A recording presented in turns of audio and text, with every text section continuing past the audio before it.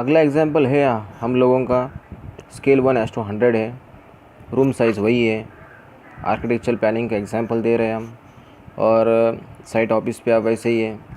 एक रूम थी 6 metre by 6 metre की 1:50 में। तो आपको ये समझ में आ गया कि आपका जो ड्राइंग है वो होगा 12 सेंटीमीटर बाय 12 सेंटीमीटर में। लेकिन अगर स्केल चेंज हो जाए, दैट इज़ 1:100 में आ जाए, तो आपकी जो पर्टिकुलर वहाँ पे लाइन होगी, line in the sense of what, आपका जो अंडरस्टैंडिंग है, लाइन ऑफ अंडरस्टैंडिंग, वो क्या होना चाहिए। स्क्रीन के सामने कन्वर्जन दिया है, तो आपका 6 सेंटीमीटर बाय 6 सेंटीमीटर का वहाँ पे क्या होगा, एक्चुअल ड्राइंग होगा।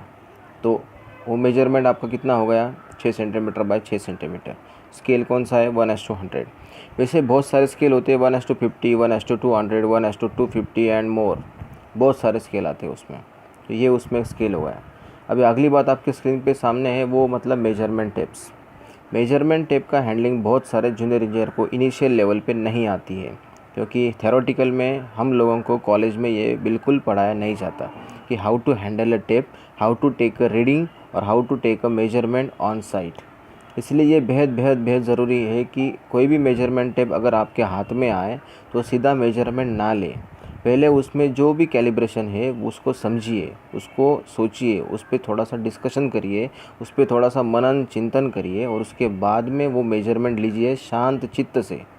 उसके बाद में ही आपका पर्टिकुलर जो आंसर है वो सही आएगा, या अदरवाइज़ पूरा का पूरा गलत हो जाएगा।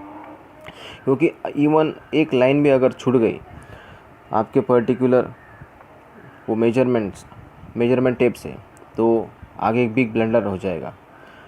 जब साइट पे थे तो पहले हमने इसी पॉइंट पे फोकस किया था, और लक से हमें हमारे जो सुपीरियर थे, सीनियर थे, वो बहुत अच्छे मिले।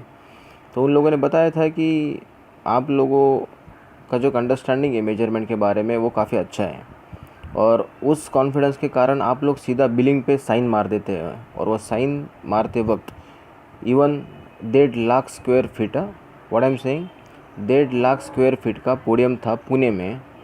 वहाँ पे पेंटिंग किया था उसको नीचे से, वो स्लैब जो नीचे से था पोडियम का, उसे पेंटिंग किया था। तो उसका सब मेजरमेंट की ज़िम्मेदारी हम पर दी थी हमारे सीनियर ने। और फिर वो मेजरमेंट करने के बाद बिल्कुल एग्जैक्ट निकल गई, और फिर वो टैली की गई सीनियर लोगों से, ऑटोकैड ड्राइंग पे की, साइट के जो डॉक्यूमेंट्स है, प्लान्स है, ऑफिस में जो होते हैं उस पे की, और वो एग्जैक्ट फिगर निकल आए। तो हमें शाबाशी मिली कि आप लोगों ने जूनियर लेवल पे एक बहुत अच्छा काम किया। जो इवन सीनियर इंजीनियर भी साइन करते वक्त गड़बड़ा जाते हैं, उनको कॉन्फिडेंस ही नहीं होता कि उन्होंने मेजरमेंट जो लिए है वो सही लिए या फिर गलत लिए। इसलिए मैं कह रहा हूँ कि मेजरमेंट काफ़ी मायने रखता है आपके प्रमोशन में, आपके सेल्फ कॉन्फिडेंस में और आपके फ्यूचर के लिए।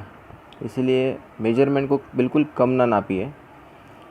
तो अगर मेजरमेंट में थोड़ी सी भी चूक हो गई तो लास्ट फिगर जो होती है आपकी, वो पूरी बिग मिस्टेक में तब्दील हो जाती है।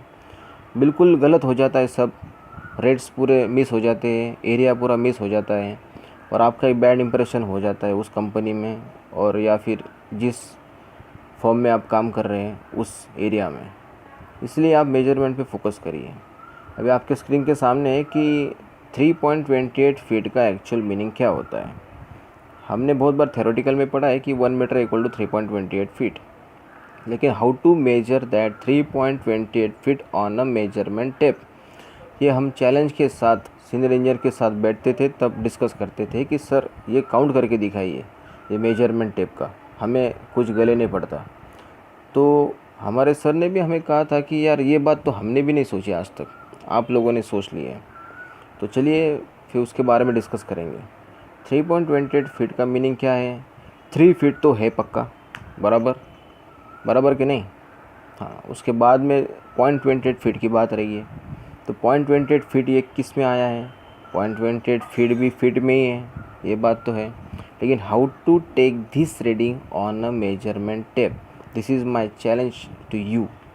एग्जैक्ट करके दिखाइए। बहुत लोग उसमें करते हैं, थोड़ा सा करते हैं लेकिन चूक जाते हैं।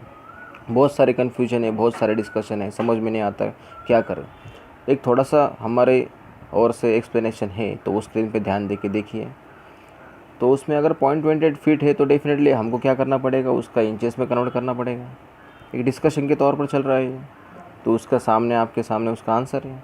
अगर वो इंचेस में आ गया है तो आपको ये भी पता चल जाना चाहिए कि इंचेस का कन्वर्जन सेंटीमीटर और एमएम में क्या है, क्योंकि मेजरमेंट में कन्वर्जन भी एक खेल आता है, और ये खेल जिसको आ गया उसको सिविल इंजीनियरिंग का पूरा ज्ञान आ गया। इसका मतलब क्या है, मेजरमेंट कन्वर्जन ये जिस सिविल इंजीनियर को गले पड़ गए, डेफिनेटली उसका जो पर्टिकुलर डेवलपमेंट है वो बहुत ही फास्ट हो जाता है। ऐसा मार्केट में देखा जाता है, इसीलिए मैं ये बात दोहरा रहा हूँ आपके लिए। तो अगर इंचेस आपके सामने 0.28 इंचेस आप लोगों ने कन्वर्ट कर दिए, 0.28 फीट, तो इंचेस करने के बाद तो आपको पता चल जाना चाहिए कि 1 inch is equal to how much.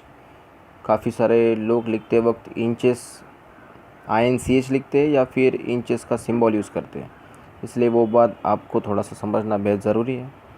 उसके बाद में इंचेस का कन्वर्जन mm में भी क्या है और सेंटीमीटर में भी क्या है वो आपके स्क्रीन पे है। तो आपको ये तो समझ गया है कि अभी आपका जो 0.28 फीट का जो आना चाहिए मीनिंग वो क्या आना चाहिए।